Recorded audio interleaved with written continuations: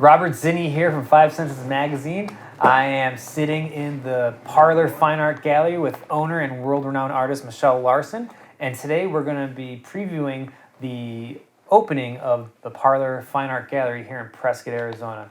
Michelle, thank you for coming on our show today. Thanks for having me. Yeah, no problem. I walked into your gallery today. I was blown away, not only the multi-rooms that you have, but the beautiful artwork that you have created and some other local artists are here. Mm-hmm. So I'm really excited to get to know you and whatnot. Thank you. And so the first question is, who are you? Okay, I'm Michelle Larsen, and yes, I am the owner of the Parlor Art Gallery, along with my partner, Roger Moore, and also artist. Artist first, gallery owner second. And I've been an artist for 10 years. And I started as a sign painter many, many years ago. And when the sign industry stopped painting them, where they started to go vinyl, is when I went on to do other things. And then 10 years ago, I started painting. Really, just 10 years, and you're already 10 years ago. You're already a world-renowned artist. Because I was looking at your biography, you had what was it, 2016, 2018 top 60 artists, and then it was Art Tour International Magazine. Yes. Last year, 2019, said you're top 20 artists to watch, contemporary artists. Yes. Yeah. Yes. Okay. And because I did something different. Mm-hmm. At first I was painting regular paintings, and then I decided I got to do something different. It's all been done. Right. And so I woke up one morning and I thought, I think I can do something with paper. And then I decided to use paper with the paintings. Okay. It started out really light and just a little bit of paper, and then it went full-blown 3D. Right. I can see the Duke right here and some paintings behind us. Mm-hmm. So I guess my question is that you're doing 3D art, and it looks like a sculpture. It also looks like a painting. So with your paintings, are they a sculpture or are they a painting? They're both. They're both? Okay. They're both. They are. First, they're a sculpture because I have to do the sculpture part first. It's built up with tissue paper and glue, and it's many, many, many, many layers. Mm-hmm. Because tissue paper is pretty fine. And once the sculpture's finished, I paint over top of it. Mm-hmm. And then it becomes a painting. Right. So are you using acrylics or are you using oil? Oils. Okay. And so does the tissue paper, how does that harden or can be preserved throughout time? It can be preserved throughout time. It's hard as a rock to touch it right now. Okay. So, yeah. Well, I'm not going to touch your art because that's the number one rule. A lot of art people galleries, don't touch your artwork, right? I know a lot of people want to touch it. Well, and you know what? I think I might just do a sample so people can touch it. Okay, that'd be fun, right? Yes. Right. It'll be a touchable piece. So the Parlor Fine Art Gallery used to be on Union Street, and now you moved locations. Right? Yes. And I just love the different atmosphere that you have, because a lot of art galleries are usually just one room, and you have the art galleries or the artist paintings on the sides with a little bit of sculptures. This is a very unique space. I'm really excited that this is opening in Prescott. What was the concept or inspiration behind the Parlor? Yes. Well, the Parlor, originally I named it because I was influenced by the historic sitting room that you see in hotels, in old hotels, things like that. Anyway, so it's a comfortable place to go, to sit down, contemplate, look at the art, enjoy the space. It's not just where you walk in, walk out. You can hang out. Oh, really? Okay. Yeah. Could I have a business meeting here if I wanted to? You could. Okay. Absolutely. And so what would the hours be when you open in May? 11 to 6, and generally we'll probably be open longer on Friday nights and have it maybe an open houses on Friday night. Okay, and so if I'm a customer or a person who wants to hang out here, are there beverages or food that you'll have for sale? On Fridays, we'll give out beverages and refreshments. Okay. So this is a very unique space, and it seems like every room you handpicked or curated the different artists and the pieces in here. So how do you come up with the ideas or the systematic way to curate rooms like the one that we're sitting in right now? Yeah, I typically like putting pieces together that complement each other. The old location, the artists were together, their art was in one spot. Here, I've mixed them with other artists to complement each painting. And I usually do that with subject matter and with color.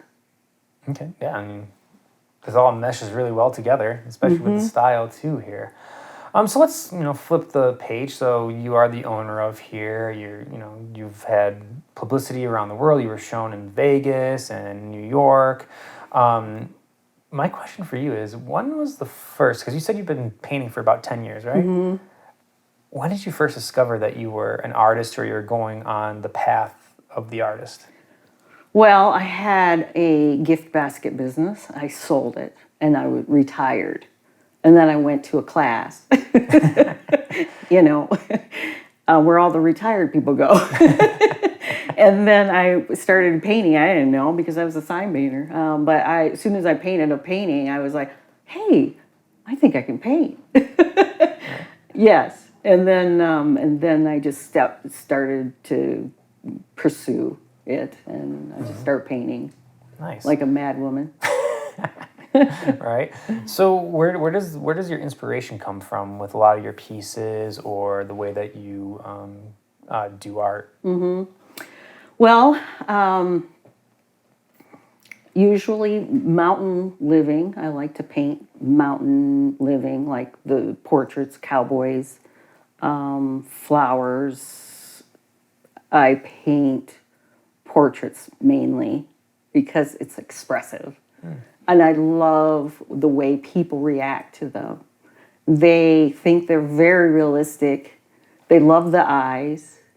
I've had people cry. Really? When they looked at my paintings before. Mm-hmm. The ones that really touched them. And the eyes, since they're inset, they have a tendency to follow you. And so people get freaked out by that. Well, I mean, I'm looking at John Wayne right now, and the way that you have painted the eyes and layered the skin texture over it looks like one of those paintings that you see in those thriller movies where they're following you. Yes, like, the eyes are very realistic, and I think that's what draws them to you. And and when you're saying it expressive, I mean, it's very expressive. Like, you captured down to the wrinkles and the facial feature. I like to bend the rules and excite the senses through the painting. And if it's not going to do that, I scratch it. I've probably burned 12 canvases in my fire pit. You just burn them, you don't reuse them? Yeah, I can't because they have a sculpture on them. But yeah, I mean, I really push the boundaries with every painting that I do. Excellent. That's a really good mentality to have when art, because you're supposed to know the rules, break the rules, and therefore something new comes out of that, right? Mm-hmm.